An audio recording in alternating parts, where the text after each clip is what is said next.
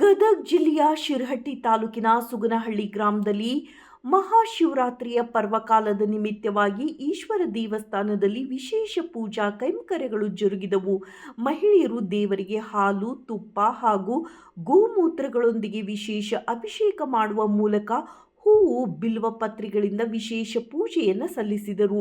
ಮಹಿಳೆಯರು ವಿಶೇಷವಾಗಿ ಊದುಬತ್ತಿಯ ಜೊತೆಗೆ ಉತ್ರಾಣಿ ಕಡ್ಡಿಗಳಿಗೆ ಅರಳಿಯನ್ನು ಸುತ್ತಿ ತುಪ್ಪದಲ್ಲಿ ಅದ್ದಿ ದೀಪ ಬೆಳಗಿಸಿದ ದೃಶ್ಯ ಕಂಡುಬಂದಿತು.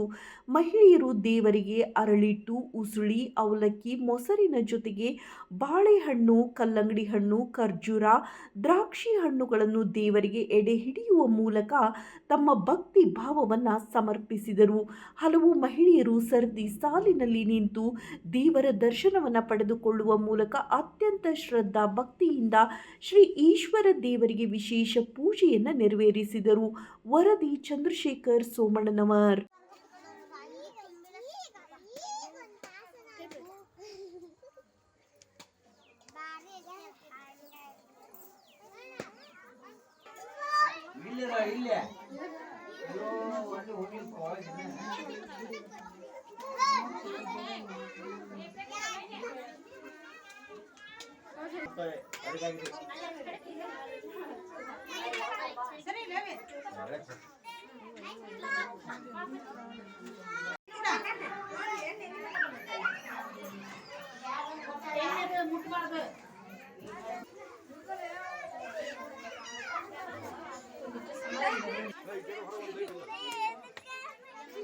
ವೈರ್ನ ಇಲ್ಲ ಅಂತ ಹೇಳುವಾಗ ಮನೆ ಕರೆದು ಬರಲಿಲ್ಲಲ್ಲ ಕರ್ಕೊಂಡು ಹೋಗಿ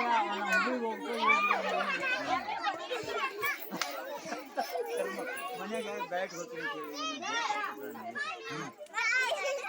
ಅವ